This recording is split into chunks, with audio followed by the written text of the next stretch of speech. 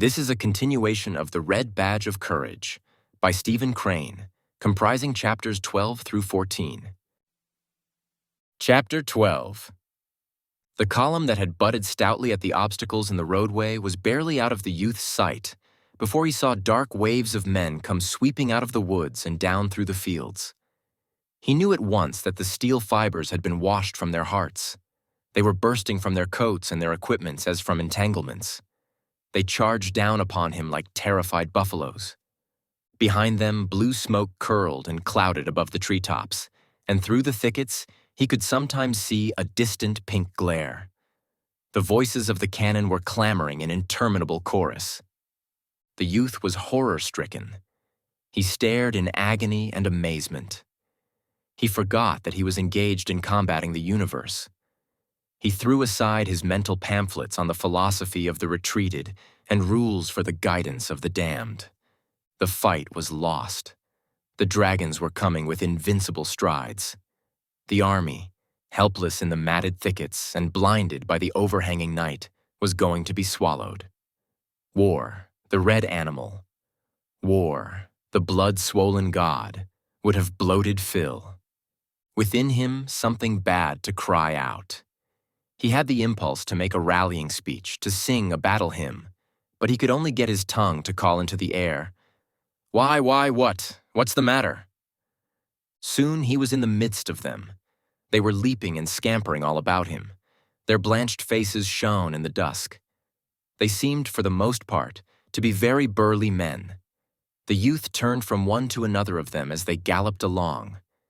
His incoherent questions were lost. They were heedless of his appeals. They did not seem to see him. They sometimes gabbled insanely.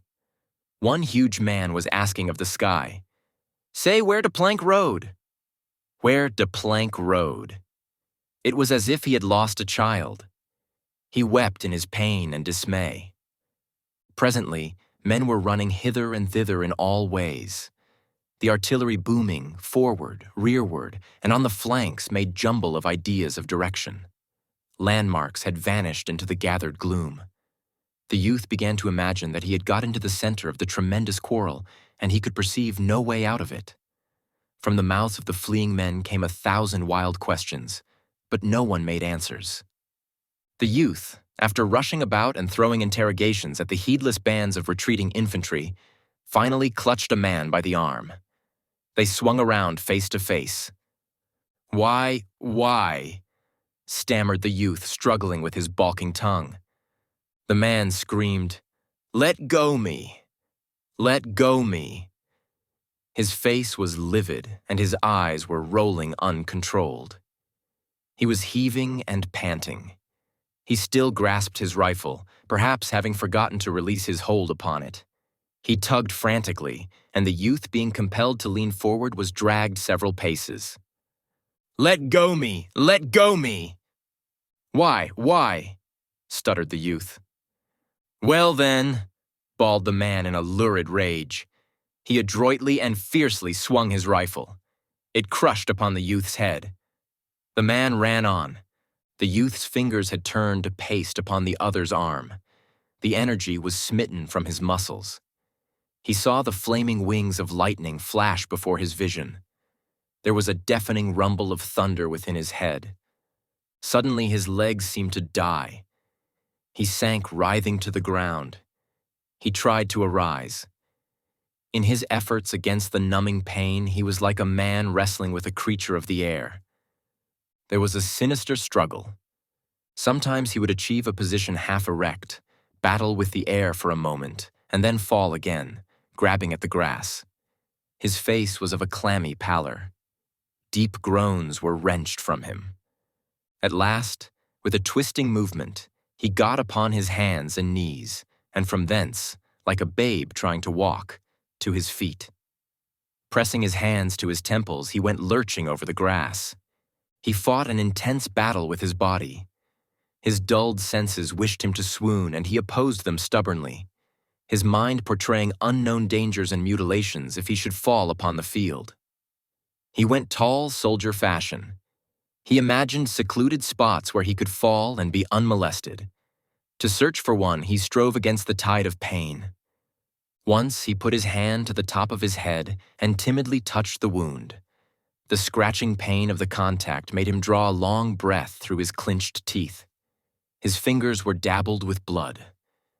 He regarded them with a fixed stare.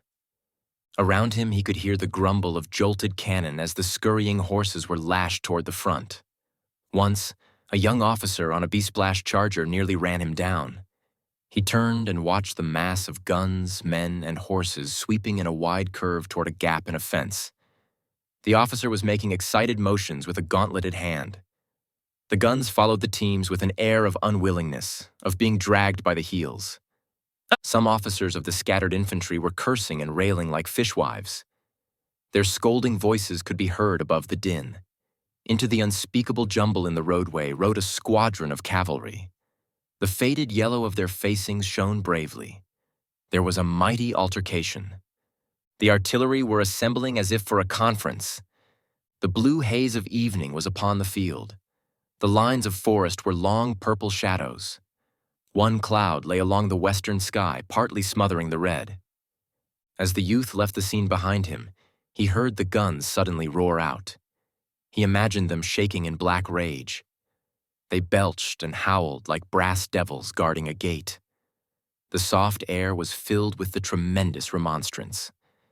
With it came the shattering peal of opposing infantry. Turning to look behind him, he could see sheets of orange light illumine the shadowy distance. There were subtle and sudden lightnings in the far air. At times, he thought he could see heaving masses of men. He hurried on in the dusk. The day had faded until he could barely distinguish place for his feet. The purple darkness was filled with men who lectured and jabbered. Sometimes he could see them gesticulating against the blue and somber sky. There seemed to be a great ruck of men and munitions spread about in the forest and in the fields. The little narrow roadway now lay lifeless. There were overturned wagons like sun-dried boulders. The bed of the former torrent was choked with the bodies of horses and splintered parts of war machines. It had come to pass that his wound pained him but little. He was afraid to move rapidly, however, for a dread of disturbing it. He held his head very still and took many precautions against stumbling. He was filled with anxiety, and his face was pinched and drawn in anticipation of the pain of any sudden mistake of his feet in the gloom. His thoughts, as he walked, fixed intently upon his hurt. There was a cool, liquid feeling about it, and he imagined blood moving slowly down under his hair. His head seemed swollen to a size that made him think his neck to be inadequate. The new silence of his wound made much worriment. The little blistering voices of pain that had called out from his scalp were, he thought, definite in their expression of danger. By them he believed he could measure his plight. But when they remained ominously silent, he became frightened and imagined terrible fingers that clutched into his brain. Amid it, he began to reflect upon various incidents and conditions of the past. He bethought him of certain meals his mother had cooked at home, in which those dishes of which he was particularly fond had occupied prominent positions. He saw the spread table. The pine walls of the kitchen were glowing in the warm light from the stove. Too, he remembered how he and his companions used to go from the schoolhouse to the bank of a shaded pool. He saw his clothes in disorderly array upon the grass of the bank. He felt the swash of the fragrant water upon his body. The leaves of the overhanging maple rustled with melody in the wind of youthful summer. He was overcome presently by a dragging weariness. His head hung forward and his shoulders were stooped as if he were bearing a great bundle. His feet shuffled along the ground. He held continuous arguments as to whether he should lie down and sleep at some near spot, or force himself on until he reached a certain haven. He often tried to dismiss the question, but his body persisted in rebellion and his senses nagged at him like pampered babies. At last, he heard a cheery voice near his shoulder. "You seem to be in a pretty bad way, boy?" The youth did not look up, but he assented with thick tongue. The owner of the cheery voice took him firmly by the arm. "Well," he said with a round laugh, "I'm going your way. The Hull gang is going your way. and I guess I can give ye a lift." They began to walk like a drunken man and his friend. As they went along, the man questioned the youth and assisted him with the replies like one manipulating the mind of a child. Sometimes he interjected anecdotes. "What regiment do ye belong to, eh? What's that? The 304th and York? Why, what corps is that in? Oh, it is? Why, I thought they wasn't engaged today. They're way over in the center. Oh, they was, eh? Well, pretty nearly everybody got their share of fightin' today. By Dad, I give myself up for dead any number of times. There was shootin' here and shootin' there and hollerin' here and hollerin' there in the damned darkness, until I couldn't tell to save my soul which side I was on. Sometimes I thought I was sure enough from O'Here, and other times I could have swore I was from the bitter end of Florida. It was the most mixed-up dern thing I ever see. And these here Hull woods is a regular mess. It'll be a miracle if we find our regiments tonight. Pretty soon, though, we'll meet a plenty of guards and provost guards and one thing and another. Ho, there they go with an officer, I guess. Look at his hand, a dragon. He's got all the war he wants, I bet. He won't be talking so big about his reputation and all when they go to sawing off his leg. Poor feller. My brother's got whiskers just like that. How did you get way over here, anyhow? Your regiment is a long way from here, ain't it? Well, I guess we can find it. You know, there was a boy killed in my company today that I thought the world and all of. Jack was a nice feller. By ginger, it hurt like thunder to see old Jack just get knocked flat. We was a-standin' purty peaceable for a spell, though there was men runnin' every way all around us, and while we was a-standin' like that, long come a big fat feller. He began to peck at Jack's elbow and he says, "Say, where's the road to the river?" And Jack, he never paid no attention, and the feller kept on a-peckin' at his elbow and saying, "Say, where's the road to the river?" Jack was a-lookin' ahead all the time trying to see the Johnnies comin' through the woods, and he never paid no attention to this big fat feller for a long time. But at last he turned round and he says, "Ah, go to hell and find the road to the river." And just then a shot slapped him bang on the side the head. He was a sergeant too. Them was his last words. Thunder, I wish we was sure of finding our regiments tonight. It's going to be long huntin', but I guess we can do it. In the search which followed, the man of the cheery voice seemed to the youth to possess a wand of a magic kind. He threaded the mazes of the tangled forest with a strange fortune. In encounters with guards and patrols, he displayed the keenness of a detective and the valor of a gamin. Obstacles fell before him and became of assistance. The youth, with his chin still on his breast, stood woodenly by while his companion beat ways and means out of sullen things. The forest seemed a vast hive of men buzzing about in frantic circles, but the cheery man conducted the youth without mistakes, until at last he began to chuckle with glee and self-satisfaction. "Ah, there ye are. See that fire?" The youth nodded stupidly. "Well, there's where your regiment is. And now, goodbye, old boy. Good luck to ye." A warm and strong hand clasped the youth's languid fingers for an instant, and then he heard a cheerful and audacious whistling as the man strode away. As he who had so befriended him was thus passing out of his life, it suddenly occurred to the youth that he had not once seen his face. Chapter 13. The youth went slowly toward the fire indicated by his departed friend.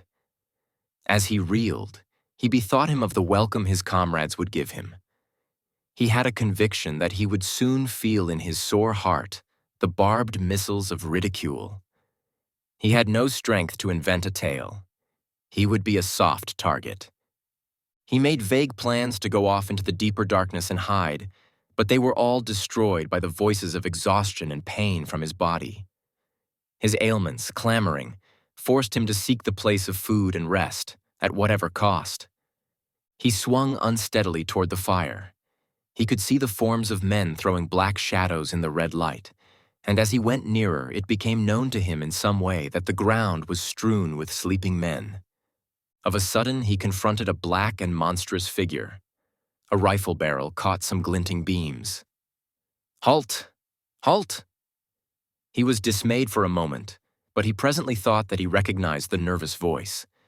As he stood tottering before the rifle barrel, he called out, "Why, hello, Wilson, you here?" The rifle was lowered to a position of caution, and the loud soldier came slowly forward. He peered into the youth's face. "That you, Henry?" "Yes, it's me." "Well, well, old boy," said the other. "By ginger, I'm glad to see ya. I give ye up for a goner. I thought ye was dead sure enough." There was husky emotion in his voice. The youth found that now he could barely stand upon his feet. There was a sudden sinking of his forces. He thought he must hasten to produce his tale to protect him from the missiles already on the lips of his redoubtable comrades. So, staggering before the loud soldier, he began. Yes, I've had an awful time. I've been all over, way over on the right. Terrible fighting over there. I had an awful time. I got separated from the regiment.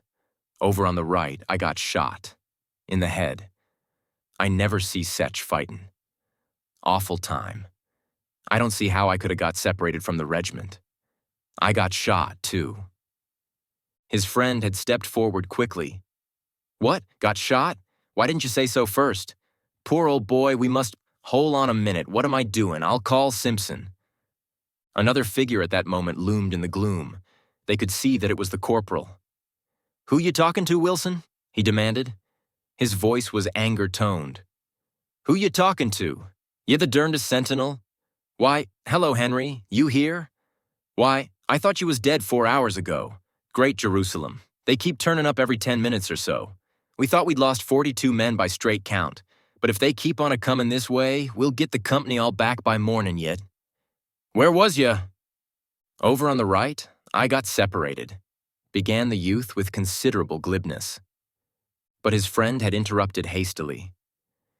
"Yes, and he got shot in the head and he's in a fix, and we must see to him right away." He rested his rifle in the hollow of his left arm and his right around the youth's shoulder. "Gee, it must hurt like thunder," he said. The youth leaned heavily upon his friend. "Yes, it hurts a good deal," he replied. There was a faltering in his voice. "Oh," said the corporal. He linked his arm in the youth's and drew him forward. "Come on, Henry, I'll take care of ye." As they went on together, the loud private called out after them, "Put him to sleep in my blanket, Simpson, and hold on a minute. Here's my canteen. It's full of coffee. Look at his head by the fire and see how it looks. Maybe it's a pretty bad un. When I get relieved in a couple of minutes, I'll be over and see to him." The youth's senses were so deadened that his friend's voice sounded from afar, and he could scarcely feel the pressure of the corporal's arm. He submitted passively to the latter's directing strength. His head was in the old manner hanging forward upon his breast. His knees wobbled. The corporal led him into the glare of the fire.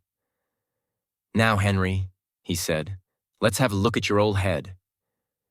The youth sat obediently, and the corporal, laying aside his rifle, began to fumble in the bushy hair of his comrade. He was obliged to turn the other's head so that the full flush of the firelight would beam upon it. He puckered his mouth with a critical air. He drew back his lips and whistled through his teeth when his fingers came in contact with the splashed blood and the rare wound. "Ah, here we are," he said. He awkwardly made further investigations. "Just as I thought," he added presently. "You've been grazed by a ball. It's raised a queer lump just as if some feller had lammed you on the head with a club. It stopped a bleedin' long time ago. The most about it is that in the mornin' you'll feel that a number 10 hat wouldn't fit you. And your head'll be all it up and feel as dry as burnt pork. And ye may get a lot of other sicknesses too by mornin'. You can't never tell. Still, I don't much think so. It's just a damn good belt on the head and nothing more. Now you just sit here and don't move while I go rout out the relief. Then I'll send Wilson to take care of ye."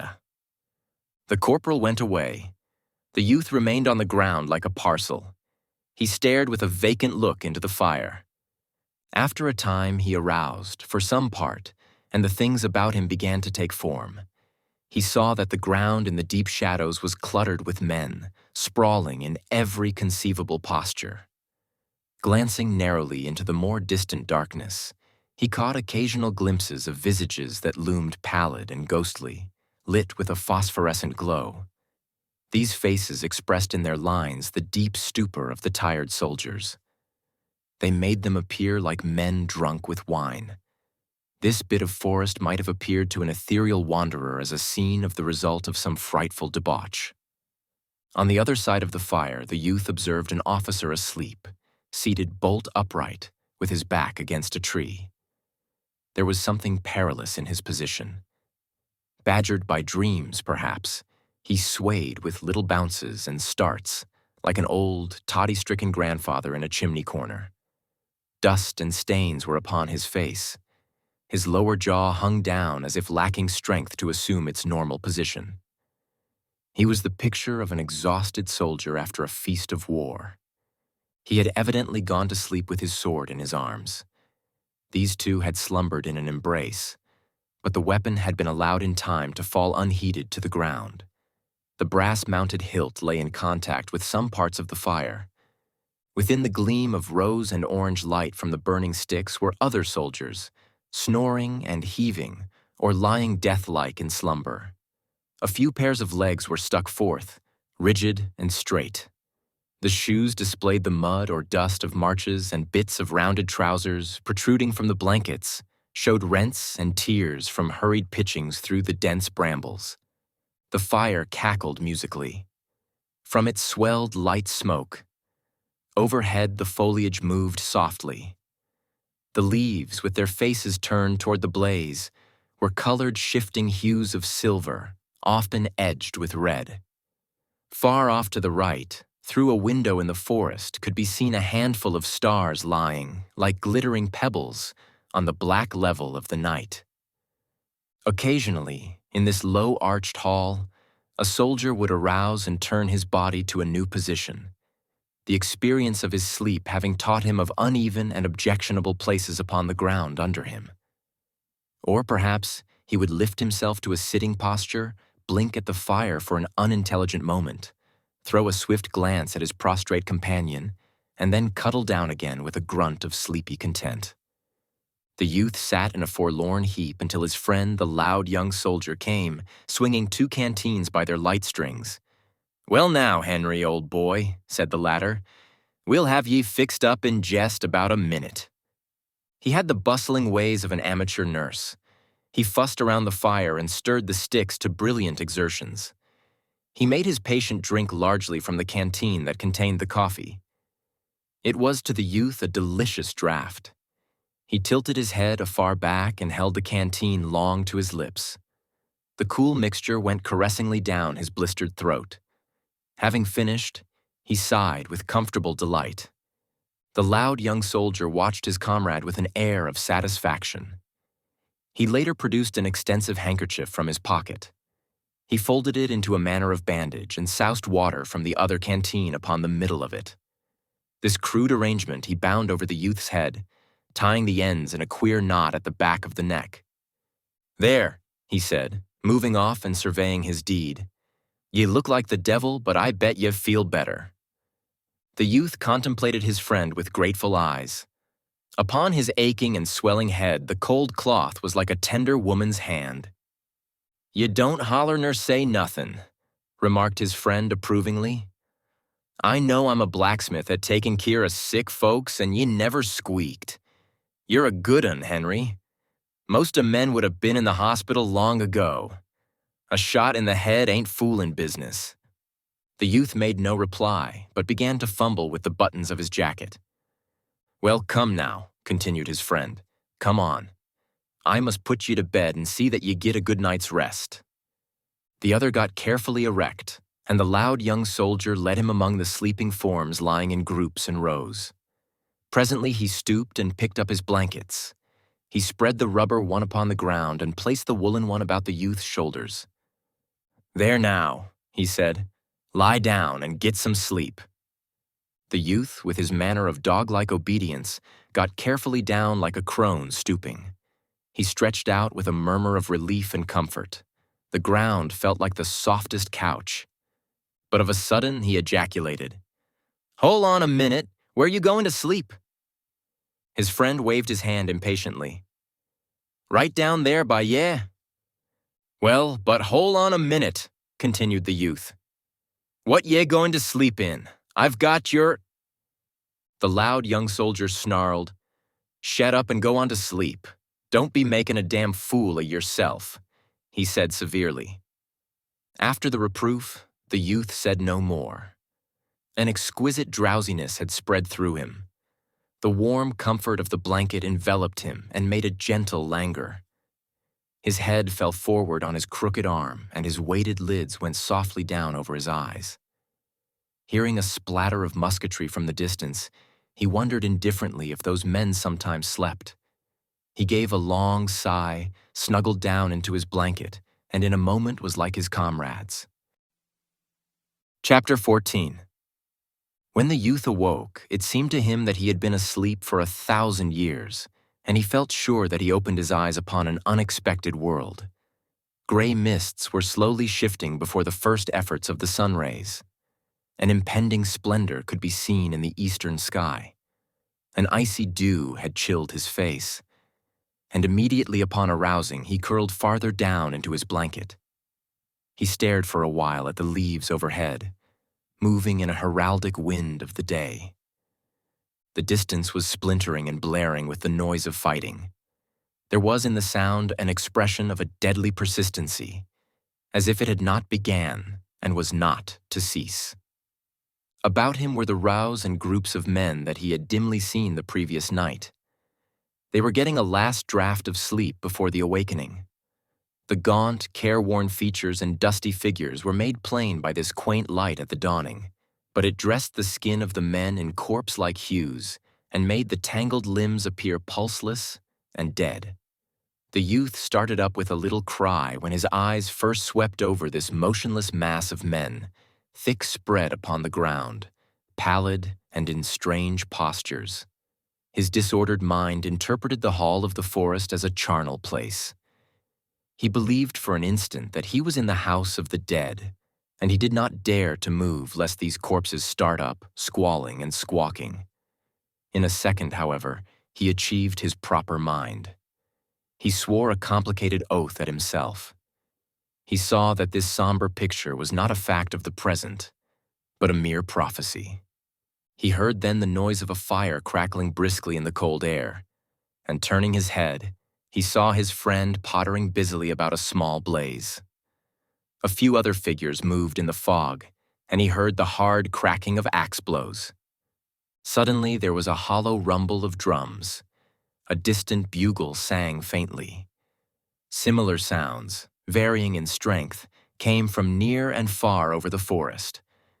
The bugles called to each other like brazen gamecocks. The near thunder of the regimental drums rolled. The body of men in the woods rustled. There was a general uplifting of heads.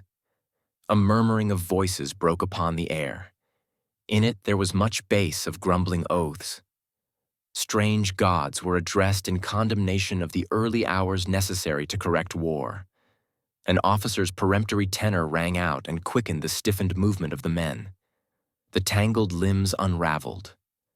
The corpse-hued faces were hidden behind fists that twisted slowly in the eye sockets. The youth sat up and gave vent to an enormous yawn. "Thunder," he remarked petulantly. He rubbed his eyes, and then putting up his hand, felt carefully the bandage over his wound.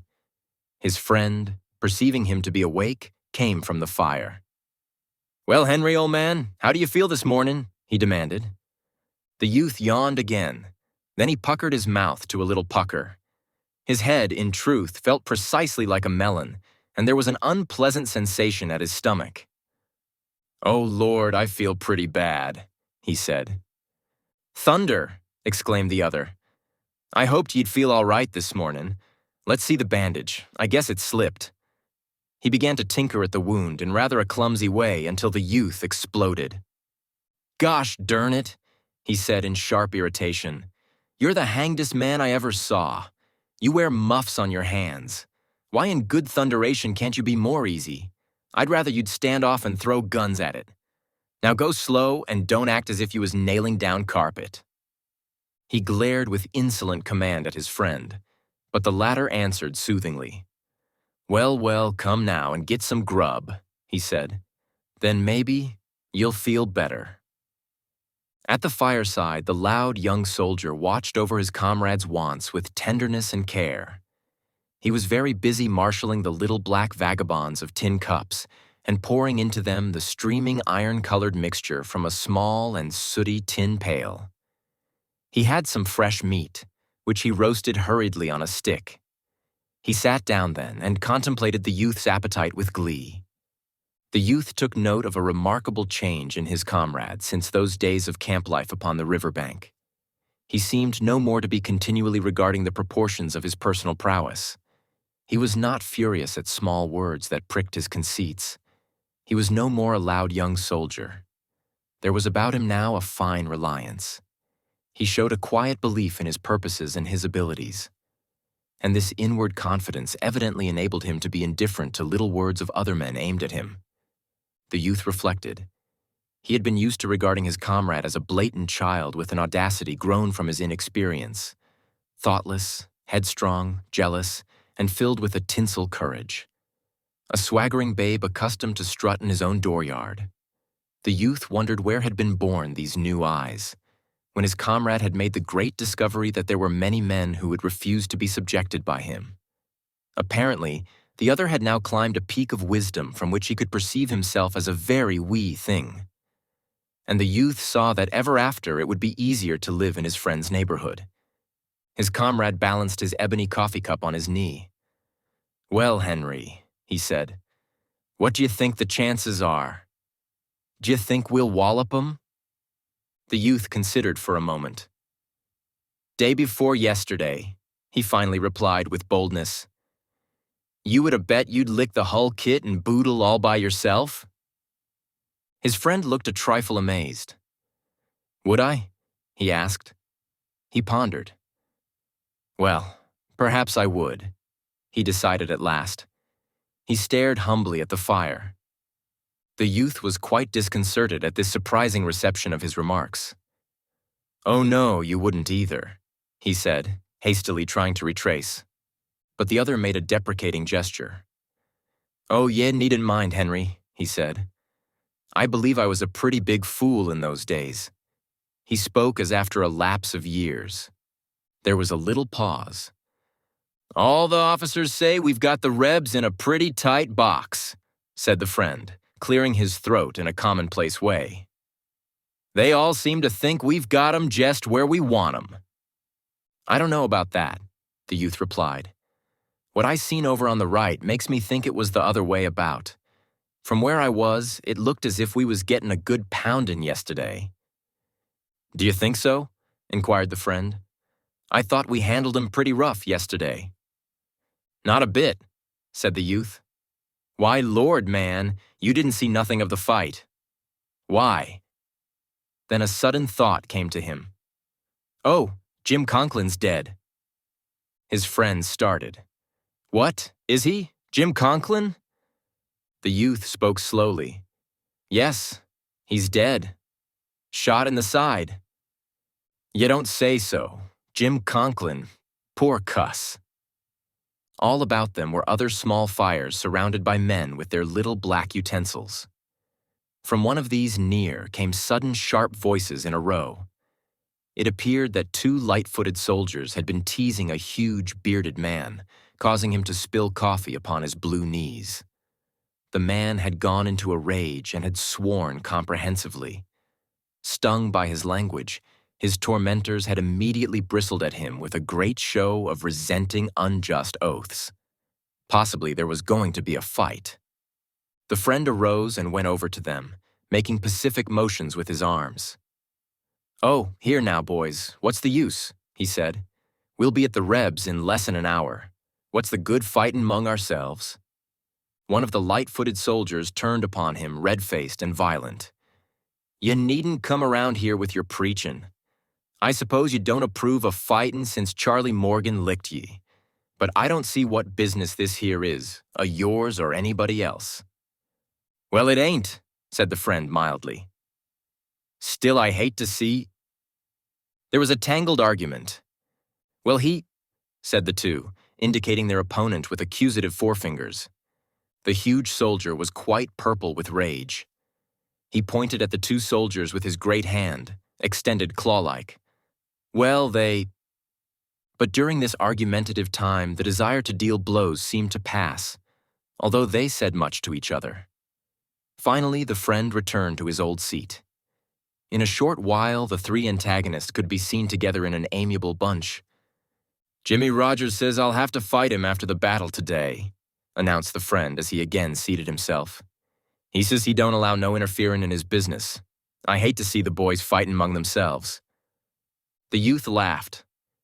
"Ye're changed a good bit. Ye ain't at all like ye was. I remember when you and that Irish feller—" He stopped and laughed again. "No, I didn't used to be that way," said his friend thoughtfully. "That's true enough." "Well, I didn't mean—" began the youth. The friend made another deprecatory gesture. "Oh, ye needn't mind, Henry." There was another little pause. "The regiment lost over half the men yesterday," remarked the friend eventually. "I thought, of course, they was all dead, but laws, they kep' a-comin' back last night until it seems, after all, we didn't lose but a few. They'd been scattered all over, wandering around in the woods, fighting with other regiments and everything, just like you done." "So?" said the youth. This concludes the 5th part of 8 total of The Red Badge of Courage by Stephen Crane, produced by Best Audiobooks for free.